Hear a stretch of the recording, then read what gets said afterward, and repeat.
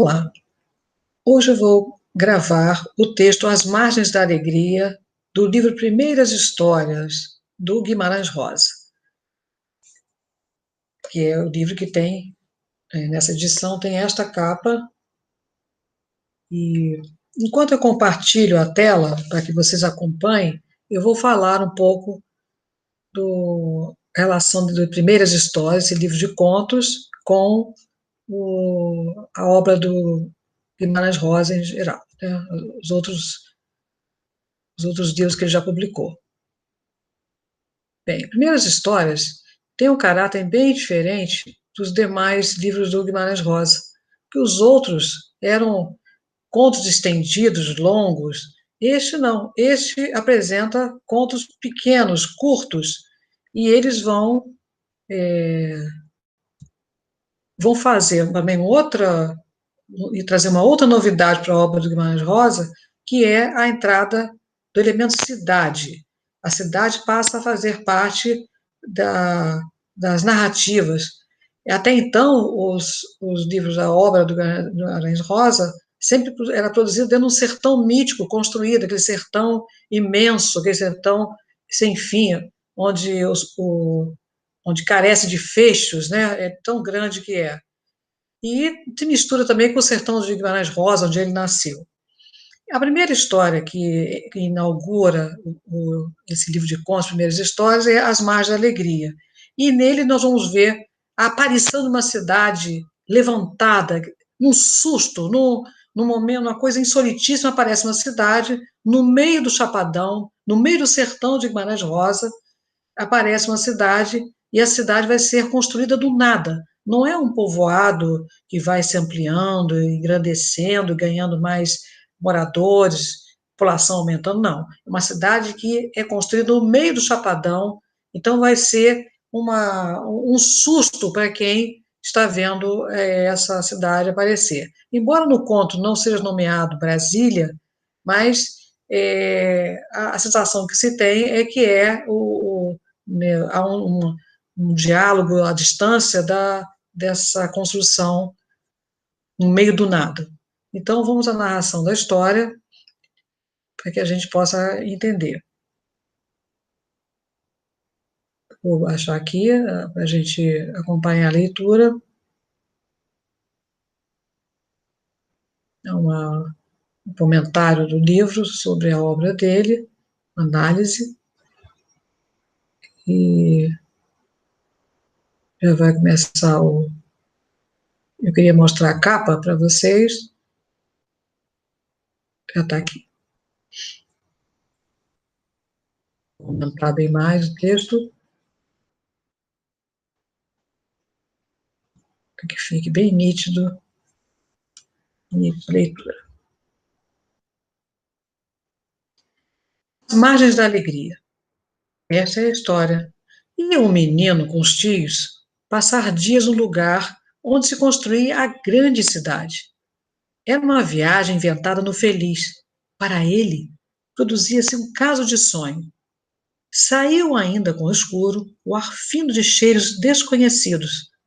A mãe e o pai vinham trazê-lo ao aeroporto.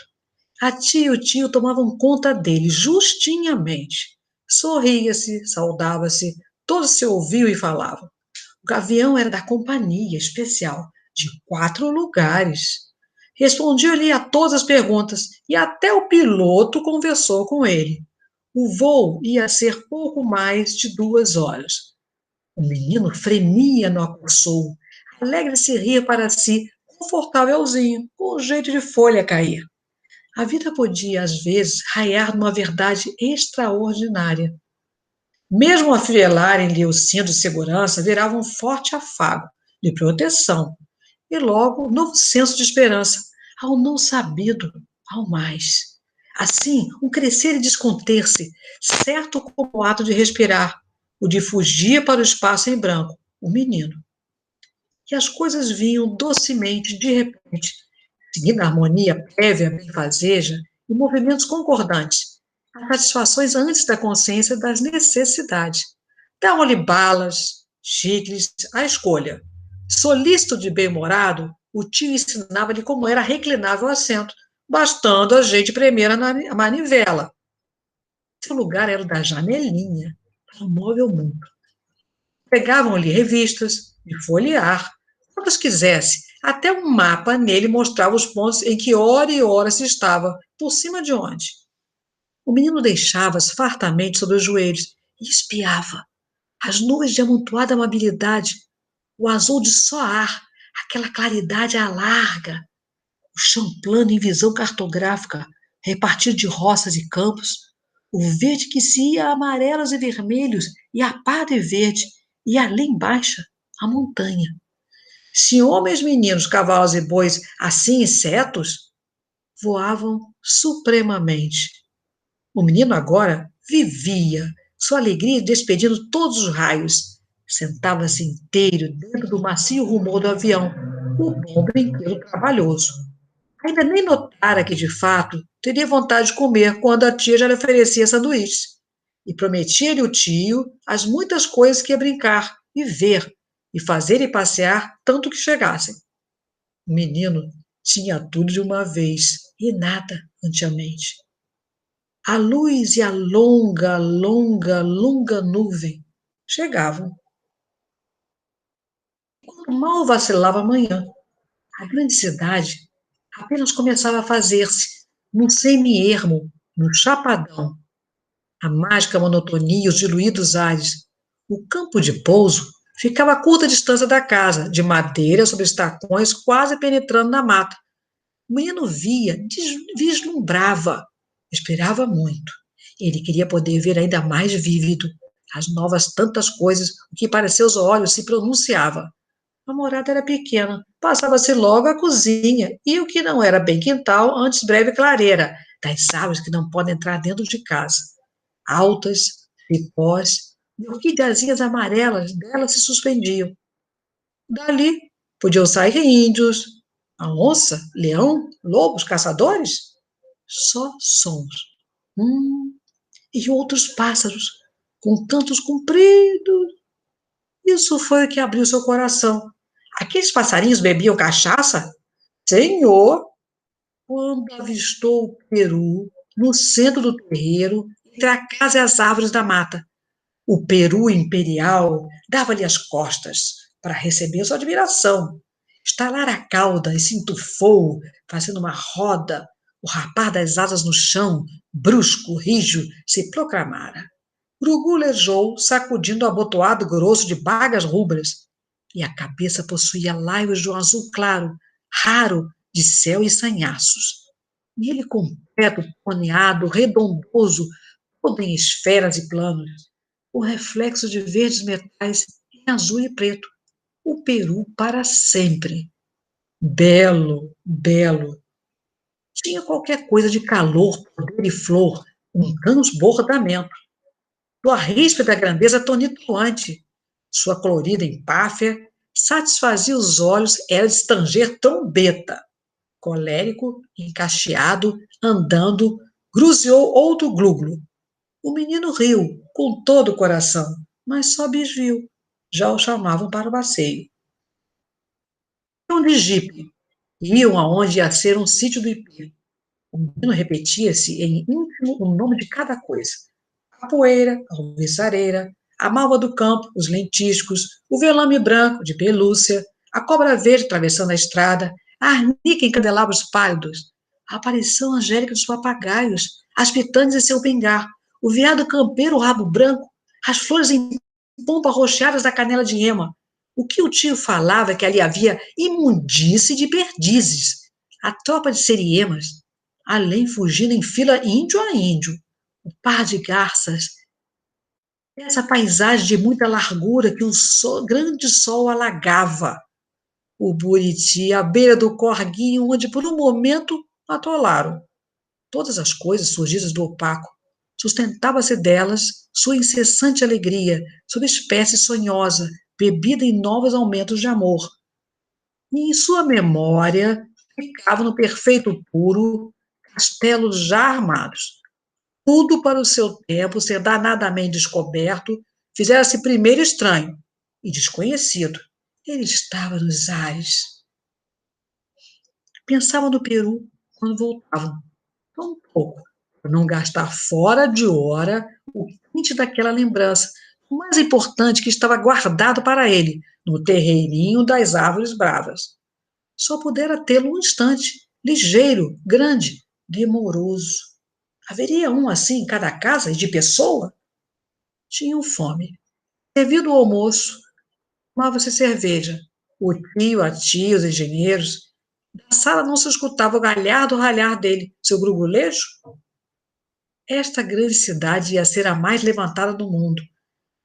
Ele abria leque, impante, explodido e se enfunava. Mal comeu dos doces a marmelada da terra, que se cortava bonita, o perfume em açúcar e carne de flor. Saiu sôfrego de o rever. Não o viu imediatamente. A mata que era tão feia de altura, e onde? São umas penas restos no chão. Ué, se matou? Amanhã não é dia de anos do doutor? Tudo perdia a eternidade e a certeza. Num lufo, num átimo, das gente as mais belas coisas se roubavam. Como podiam? Por que tão de repente? Soubesse que ia acontecer assim, ao menos teria olhado mais o Peru. Aquele. O Peru, seu desaparecer no espaço. Só no grão nulo de um minuto, o menino recebia em si 1 miligrama de morte. Já o buscavam. Vamos aonde a grande cidade vai ser. O lago. Cerrava-se, grave, num cansaço e numa renúncia à curiosidade, para não passear com o pensamento. Ia. Teria vergonha de falar do Peru. Talvez não devesse.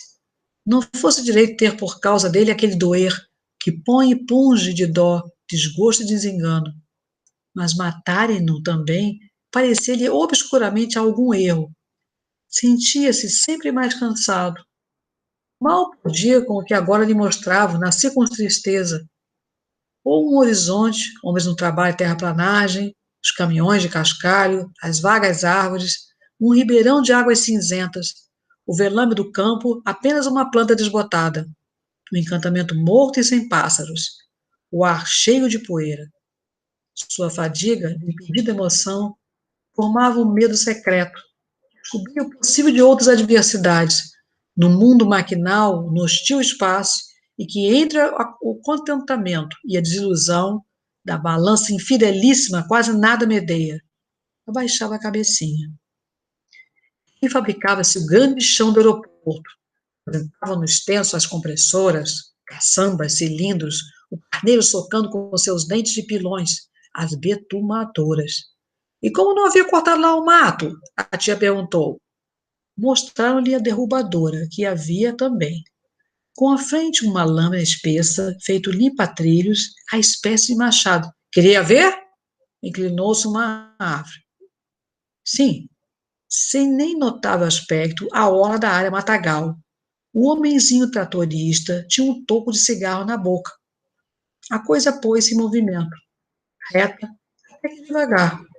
Árvore de poucos galhos no alto, fresca, de casca clara, e foi só o chofre. Vrum!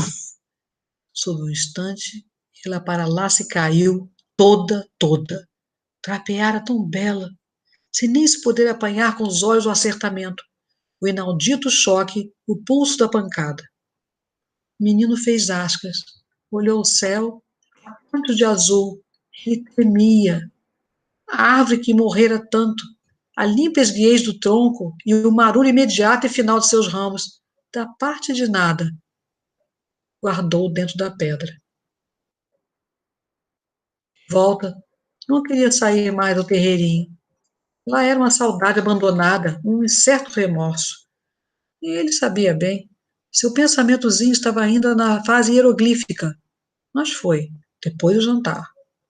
E, a nem espetaculosa surpresa, viu o suave e inesperado, o peru ali estava.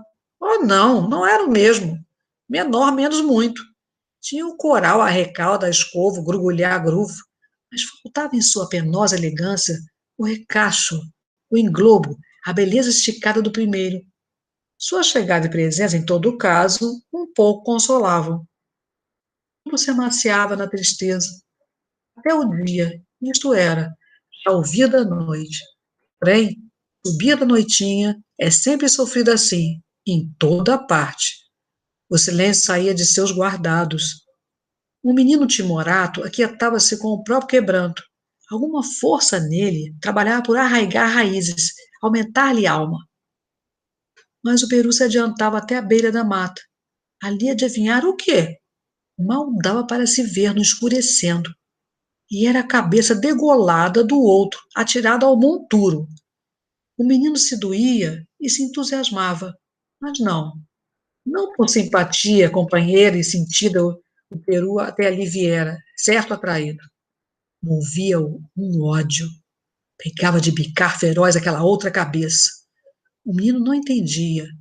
A mata, as mais negras árvores eram um montão demais. O mundo trevava. Voava, porém, a luzinha verde, vindo mesmo da mata, o primeiro vagalume. Sim, o vagalume, sim, era lindo. Tão pequenino no ar, um instante só, alto, distante, indo-se. Era outra vez em quando a alegria. Findo o conto do livro As Primeiras Histórias, As Margens da Alegria.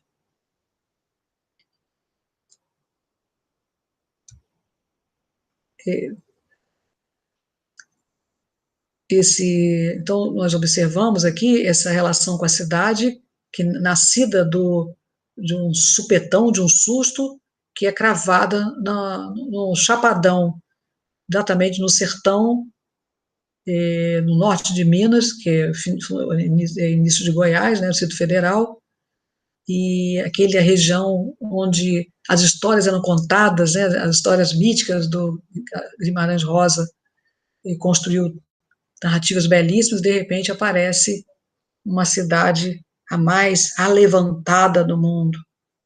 E Clarice Lispector, sobre Brasília, ela criou o texto Visão do Esplendor, e, e ela também fala desse estranhamento, desse choque que essa cidade produziu para todos nós, todos os brasileiros que viveram a época ou que depois tomaram ciência dessa construção no nada e que devastou a vida presente ali. E criou-se uma cidade estranha, construída sem ser fruto de um povoado que foi crescendo naturalmente, como qualquer cidade nasce, qualquer cidade se expande. Ali não, pelo nada. Obrigada, e logo depois farei a gravação, a próxima narração será do conto Famigerado, do mesmo livro Primeiras Histórias. Obrigada.